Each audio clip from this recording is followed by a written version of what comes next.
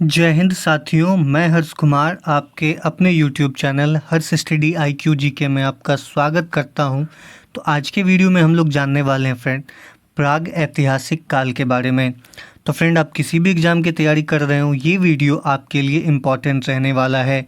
तो फ्रेंड, इस वीडियो को अंत तक देखिएगा। अगर वीडियो इन्फॉर्मेटिव लगे तो चैनल को लाइक करके सब्सक्राइब जरूर कीजिएगा। और हम लोग इस वीडियो में वन लाइनर क्वेश्चन के माध्यम से प्रश्न उत्तर करेंगे। तो फ्रेंड, चलिए चलते हैं पहले प्रश्न के पास। तो पहला प्रश्न हमसे बोल रहा है कि आदि मानव ने सर्वप्रथम उपकरण बनाने के लिए प्रयोग किया, यानी कि हथियार बनाने के लिए सबसे पहले जो प्रयोग किया था आदि मानव ने, वो किया था फ्रेंड पाषाण का, यानी कि पत्थर का। तो आइए जानते हैं पाषाण युग के बारे में। तो इतिहास काल का वह काल जब मानव का जीवन पत्थरों, यानी कि अगर उसको संस्कृत में बोले तो पाषाण कहा जाता है पत्थर को संस्कृत में, पर आधारित यानी कि आश्रित था। उदाहरण के लिए पत्थरों से शिकार करना, पत्थरों की गुफाओं में शरण लेना, पत्थरों से आग पैदा करना इत्यादि इनके 3 चरण माने जाते हैं। तो पाषाण काल को न फ्रेंड 3 भागों में बांटा गया है: पूरा पाषाण काल, मध्य पाषाण काल और नव पाषाण काल करके कांस्य युग, यानी कि 25 लाख साल से लेकर के कांस्य युग तक पाषाण काल फैला हुआ था। तो पूरा पाषाण काल जो है फ्रेंड, वो 25 लाख साल से लेके 12,000 साल पूर्व तक का काल को हम लोग पूरा पाषाण काल कहते हैं। मध्य पाषाण काल जो होता है वह पूरा पाषाण काल युग के पश्चात मध्य पाषाण काल आया, जिससे उत्तरी प्रशस्तर का काल भी कहा जाता है, जो लगभग 10,000 ईस्वी पूर्व से लेके 7,000 ईस्वी पूर्व तक का काल कहा जाता है। इसके बाद आता है नवपाषाण काल। तो इसे हम लोग नियोलिथिक युग के नाम से भी जानते हैं। तो आप याद रखिएगा, इसे हम लोग नियोलिथिक युग के नाम से जानते हैं नवपाषाण काल को।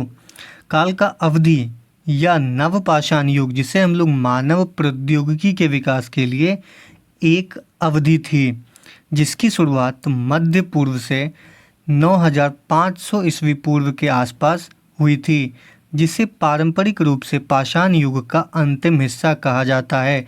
तो नवपाषाण काल मतलब कि पाषाण काल का सबसे पुराना वाला, मतलब सबसे नया वाला हिस्सा को हम लोग नवपाषाण कहते हैं, और जो सबसे पुराना था उसे हम लोग पूरा पाषाण काल कहते हैं, और इन दोनों के बीच के काल को मध्य पाषाण कहते हैं।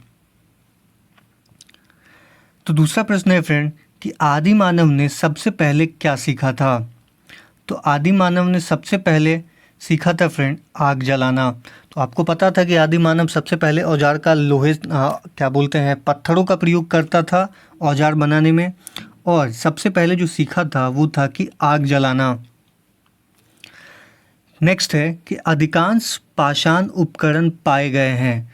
तो अधिकांश पाषाण उपकरण फ्रेंड पाए गए हैं नदियों के निक्षेपों से, यानी कि नदियों के किनारों से अधिकांश पाषाण उपकरण पाए गए, यानी कि पत्थरों के उपकरण पाए गए हैं। नेक्स्ट है पाषाण काल के सबसे आरंभिक चरण को कहा गया है। पाषाण काल का सबसे पहला चरण को कहा गया है फ्रेंड, तो क्या कहा गया है? ये कहा गया है पूरा पाषाण काल। नेक्स्ट है पूरा पाषाण काल के लोकप्रिय उपकरण थे। तो पूरा पाषाण काल में सबसे ज़्यादा उपकरण, जिस उपकरण का प्रयोग किया जाता था, उसे हम लोग बोलते हैं गडसा, खंदक और हस्तकुठार। तो फ्रेंड, आप यहाँ पे देख सकते हो कि यहाँ पे गडसा, ये सभी उस समय के हथियार थे। गडसा मतलब अभी का जो हम लोग दबिया बोलते हैं, खंदक यानी कि खुदने वाला, और हस्तकुठार है जिसे हम लोग आजकल वसूली के नाम से जानते हैं। नेक्स्ट है सांस्कृतिक विकास के किस चरण में मानव ने सर्वप्रथम अग्नि का प्रयोग किया था। यानी मानव ने सबसे पहला जब अग्नि का प्रयोग किया था वो किया था पूरा पाषाण काल में, यानी कि पाषाण काल के शुरुआती दौर में ही मानव ने अग्नि का प्रयोग किया था। तो आप इसे इम्पोर्टेंट रूप से याद रखिएगा। नेक्स्ट है उत्तर पश्चिम भारत के पूरा पाषाण संस्कृति को क्या कहा जाता है। यानी पूरा पाषाण काल के संस्कृति को क्या कहा जाता है फ्रेंड उत्तर भारत में? तो ये कहा जाता है सोहन संस्कृति। यानी उत्तर पश्चिम भारत में पूरा पाषाण काल की संस्कृति को कहा जाता है सोहन संस्कृति। आप इसे मोस्ट इम्पॉर्टेंट रूप से याद रखिएगा क्योंकि बहुत सारी परीक्षा में पूछ दिया जाता है। तो आइए फ्रेंड जानते हैं सोहन संस्कृति के बारे में। तो सिंधु की सहायक सोहन नदी के तटवर्ती क्षेत्र में पाए जाने वाले पूरा पाषाण उद्योग को सोहन संस्कृति कहा जाता है। यानी कि सोहन नदी के किनारे पाए जाने वाले क्षेत्र को ही हम लोग सोहन संस्कृति के नाम से जानते हैं। सिंधु की सहायक नदी है फ्रेंड ये सोहन, जो कि अभी तो पाकिस्तान में बहती है, जिसकी घाटी ने उत्तर भारतीय परंपरा के पूरा पाषाण कालीन उपकरण उपलब्ध होते हैं। उन उपकरणों में चॉपिंग का बाहुल्य है, इसलिए इसे चॉपिंग संस्कृति भी कहते हैं। इसके अतिरिक्त यहाँ पे राजस्थान में चित्तौड़गढ़, उत्तर प्रदेश मिर्ज़ापुर, इलाहाबाद, मध्य प्रदेश में नर्मदा नदी घाटी, उड़ीसा में मयूरभंज और गुजरात में साबरमती एवं माही घाटियों तथा आंध्र प्रदेश के गिद्धूर एवं नेल्लौर से भी सोहन संस्कृति का अवशेष जो है वह उपलब्ध होता है। इससे हमें भारत में निम्न पूरा पाषाण काल का आदि चरण कह सकते हैं। यानी कि जब पूरा पाषाण काल खत्म होने वाला था उस समय के ये सभी हथियार उपलब्ध हैं भारत में। नेक्स्ट है भूगर्भीय समय खंड के तहत निम्न पूरा पाषाण काल का संबंध है। तो फ्रेंड प्रतिनूतन कल्प से है। तो आइए जानते हैं प्रतिनूतन युग यानी प्रतिनूतन कल्प क्या है। तो बोला गया है ठंड की अवधि या हिमवर्तन काल के बीच में कभी गर्म चरणों या हिम परिवर्तन युग हुए थे। शारीरिक रूप से आधुनिक मानव होमो सेपियंस का विकास प्रतिनूतन काल के दौरान हुआ, जो कि तब से पृथ्वी के विभिन्न भागों में फैल गए। यानी ये प्रतिनूतन युग में ही आज जो हम लोग मानव देखते हैं, हम या आप हैं, इसी काल में हुआ क्या, 2 बार हिमयुग आया, मतलब हिमयुग आया और फिर हिमयुग आया। इस बीच में कभी कभी धरती थोड़ी गर्म भी हुई, जैसे कि अभी धरती गर्म हुई। इससे पहले हिमयुग था, हिमयुग से फिर धरती गर्म हुई, फिर हिमयुग आया। तो इसी काल के बीच में जब धरती गर्म और ठंडी हुई, इसे ही हम लोग प्रतिनूतन काल कहते हैं। और इसी काल में होमो सेपियंस का विकास हुआ, जो कि आज का मानव कहलाता है। नेक्स्ट है कि निम्न पूरा पाषाण काल की अर्थव्यवस्था थी। तो निम्न पूरा पाषाण काल की फ्रेंड अर्थव्यवस्था थी आखेट एवं खाद्य संग्रह करना। आखेट करना मतलब कि जीवों को मारना और उसके मतलब मांस को संग्रहित करके रखना, यही था निम्न पूरा पाषाण काल की अर्थव्यवस्था। नेक्स्ट है कि आजमगढ़ एवं भीमबेटका से निम्न पूरा पाषाण कालीन उपकरणों के साथ क्या प्राप्त हुआ। यानी आजमगढ़ और भीमबेटका से क्या क्या हमें मिला है पूरा पाषाण कालीन युग का। तो वहाँ से मिला है फ्रेंड पशु के जीवाश्म। तो और जो भीमबेटका और आजमगढ़ है, यहाँ पे आप ये देख सकते हैं भित्ति चित्र भी हमें मिला है। ये पूरा पाषाण कालीन भित्ति चित्र है। तो आपसे बहुत बार पूछा जाता है कि फ्रेंड ये भीमबेटका है कहाँ पे। तो फ्रेंड ये भीमबेटका मध्य प्रदेश राज्य में है। नेक्स्ट है फ्रेंड सोहन उद्योग के मुख्य उपकरण है। तो सोहन उद्योग के जो मुख्य उपकरण थे वो थे चपटे आधार वाले और गोलाकार स्फटिक उपकरण। तो चपटे आधार वाले, यहाँ पे आप देख सकते हो इसका आधार जो है ये चपटा है और ये गोलाकार स्फटिक उपकरण है। यहाँ पे आप देख सकते हो ये गोलाकार है और इसका जो पेंदी है वो चपटा है। यानी कि वहाँ पे मिला था ना छेनी और छेनी बोलते हैं, हथौड़ी और गरस्सा टाइप का हथियार मिला था। नेक्स्ट है उत्तर तथा दक्षिण की परंपराओं का संगम है। उत्तर तथा दक्षिण की जो परंपराओं का संबंध है वो है चैन ताड़ा यानी कि सोहन घाटी। तो चैन ताड़ा से निम्न पूरा पाषाण कालीन औजार मिले हैं। तो कौन सा औजार मिले हैं फ्रेंड, वो मिले हैं हस्त कुठार, जिसे हम लोग आज हथौड़ा के नाम से जानते हैं। नेक्स्ट है ओडिशा के कामता और बांगड़ी पोसी में उन्नत किस्म के औजार पाए गए हैं। यानी किस किस्म के औजार पाए गए हैं फ्रेंड? तो वो बनाया गया है एस्चुली हस्तकुठार।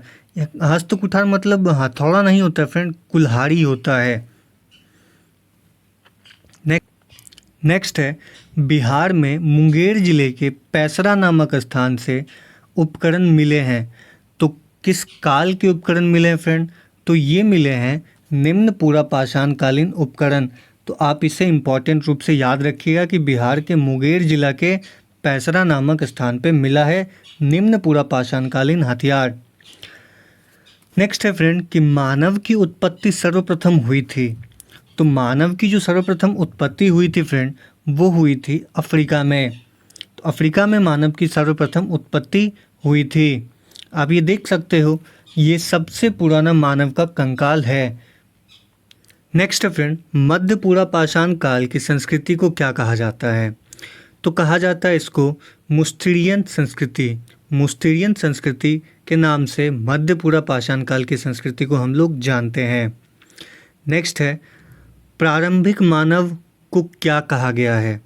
यानी कि आरंभ में जो मानव मिले हैं उसको किस नाम से जाना जाता है? तो इसे जाना जाता है निएंडरथल। निएंडरथल के नाम से जाना जाता है प्रारंभिक मानव को। तो मानव का विकास क्रम आप लोग इस प्रकार से देख सकते हैं इस पिक्चर में। नेक्स्ट है, मध्य पूरा पाषाण काल का आरंभिक मानव थे। तो मध्य पूरा पाषाण काल के जो आरंभिक मानव थे वो थे गुफा निवासी, यानी कि वो लोग गुफाओं में वास किया करते थे। तो आप इसे याद रखिएगा कि शुरुआती मानव गुफा में निवास किया करते थे। नेक्स्ट है फ्रेंड कि प्रारंभिक मानव के साक्ष्य मुख्यतः पाए गए हैं। तो प्रारंभिक मानव के जो साक्ष्य हैं वो मुख्यतः पाए गए हैं फ्रेंड पश्चिमी यूरोप एवं मध्य एशिया के तरफ। पश्चिमी यूरोप और मध्य एशिया कहे तो उज्बेकिस्तान, किर्गिस्तान, इधर के तरफ प्रारंभिक मानव के साक्ष्य पाए गए हैं। नेक्स्ट है, अग्नि प्रज्वलित करने के लिए प्रारंभिक मानव उपयोग करते थे। तो अग्नि प्रज्वलित करने के लिए मानव ने उपयोग किया था चकमक पत्थर का। तो चकमक पत्थर का उपयोग मानव ने आग जलाने के लिए किया था। नेक्स्ट है फ्रेंड कि सांस्कृतिक विकास के किस चरण में आधुनिक मानव का जन्म हुआ है? तो ये हुआ है फ्रेंड उच्च पूरा पाषाण काल में। उच्च पूरा पाषाण काल में आधुनिक मानव का जन्म हुआ, यानी कि होमोसेपियंस का जन्म हुआ है।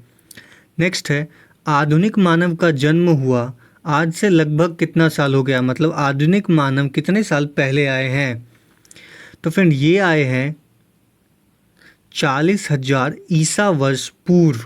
40,000 ईसा वर्ष पूर्व आधुनिक मानव आए हैं। नेक्स्ट है, कला का सर्वप्रथम विकास हुआ है। तो कला का जो सर्वप्रथम विकास हुआ था फ्रेंड, वो हुआ था उच्च पूरा पाषाण काल से। तो उच्च पूरा पाषाण काल में फ्रेंड कला का जो है पहली बार विकास देखा गया। नेक्स्ट है, किस पशु को मानव ने पहली बार पालतू बनाया? तो फ्रेंड कुत्ते को, यानी कि कुकुर को, कुत्ते को मानव ने सबसे पहली बार पालतू बनाया। नेक्स्ट है, मध्य पाषाण काल के उपकरणों को कहा जाता है। तो मध्य पाषाण काल के उपकरणों को कहा जाता है फ्रेंड लघु पाषाण उपकरण। तो आप इसे याद रख सकते हैं। नेक्स्ट है फ्रेंड कि मध्य पाषाण काल को पूरा पाषाण काल एवं नव पाषाण काल के बीच के संधि को कहा है। मान लेते हैं कि ये पूरा पाषाण काल है और ये नव पाषाण काल है, और ये वाला जो है यह मध्य पाषाण काल है। तो इस दोनों को जोड़ के रखने वाले संधि को मतलब इसको संधि किसने कहा है? मध्य पाषाण काल को संधि किस आदमी ने कहा है, ये पूछ रहा है। तो ये कहा है फ्रेंड डॉक्टर श्यामचरण दुबे ने। नेक्स्ट है, भारत में गुफा चित्रकारी के प्राचीनतम साक्ष्य प्राप्त हुए हैं। तो गुफा चित्रकारी के प्राचीनतम साक्ष्य जो है फ्रेंड ये भीमबेटका से प्राप्त हुआ है। नेक्स्ट है, कृषि की शुरुआत हुई है। तो फ्रेंड कृषि की जो शुरुआत हुई वो नव पाषाण काल से हुआ था। तो कृषि जो इंसान है वो नव पाषाण काल से करना चालू कर दिया था। तो आप इसे इम्पोर्टेंट रूप से याद रखिए। नेक्स्ट है, कृषि का प्रारंभ भारतीय उपमहाद्वीप में कब से हुआ, इसकी सर्वथा तिथि है, यानी कि किस तिथि से होना चालू हुआ, एक मोटा मोटी लगाने के लिए बोला है। तो बोला गया है कि 6000 ईस्वी पूर्व से भारत में कृषि होना प्रारंभ हो चुका था। तो आप इसे याद रखिएगा। नेक्स्ट है कि भारतीय उपमहाद्वीप में कृषि के प्राचीनतम साक्ष्य प्राप्त हुए हैं। तो भारतीय उपमहाद्वीप में कृषि के जो साक्ष्यतम प्राप्त हुए फ्रेंड, वो मेहरगढ़ और कोलडीवा से प्राप्त हुआ है। भारतीय उपमहाद्वीप में कृषि के प्राचीनतम साक्ष्य। नेक्स्ट है नवपाषाण काल की अस्थि उपकरण प्राप्त हुए हैं। तो यानी पाषाण काल का जो अस्थि उपकरण है, यानी कि हड्डियों से बना जो उपकरण है, वो प्राप्त हुआ है